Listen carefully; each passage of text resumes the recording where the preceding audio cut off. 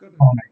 My name is Richard, and I've got a little thought today drawn from a piece from John's Gospel, from chapter 10 and verses 11 to 21, the well-known piece about Jesus being the Good Shepherd. So let's just read it first. This is from the NIV version.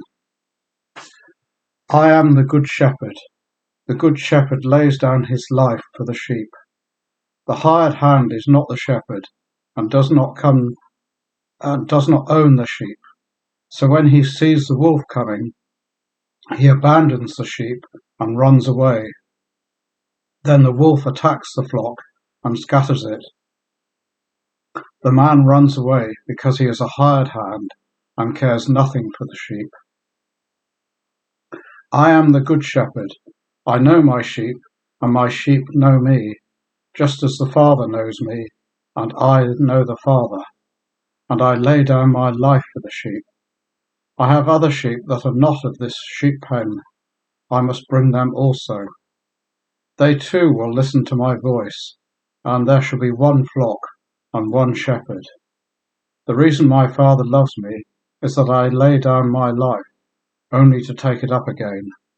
No one takes it from me, but I lay it down of my own accord.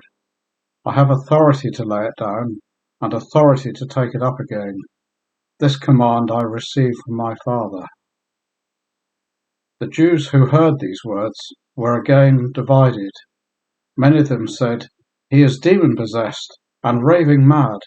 Why listen to him?" But others said, "These are not the sayings of a man possessed by a demon. Can a demon open the eyes of the blind?" Well, there we are. That's a very typical piece from Jesus and his sayings, using a lot of symbology and metaphor, isn't he? But it's all very accessible in this passage. I do believe that Jesus is a shepherd. He does shepherd me and takes me through quiet valleys, but also through dark valleys, leads me safely onto new pastures. I do believe that.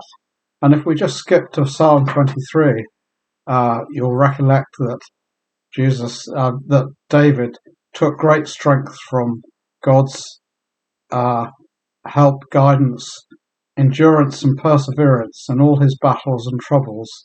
He relied so much on God to give him the endurance to cope. And it's so important, isn't it, to hang on to that. But just on another thought, I hope that I'm not the hired hand who runs away at the slightest sign of danger, and that we take strength to our shield of faith, of course, to keep us going whenever we face danger. So, and then the important bit of this is that the sheep know the shepherd's voice. And I think that's a very clear clue, isn't it, to how we listen to Jesus' voice, giving us direction and help, and showing us the way, showing us his paths. And that is perhaps the most difficult bit, because how do we hear his voice amidst all the other noises and interferences going around in our minds?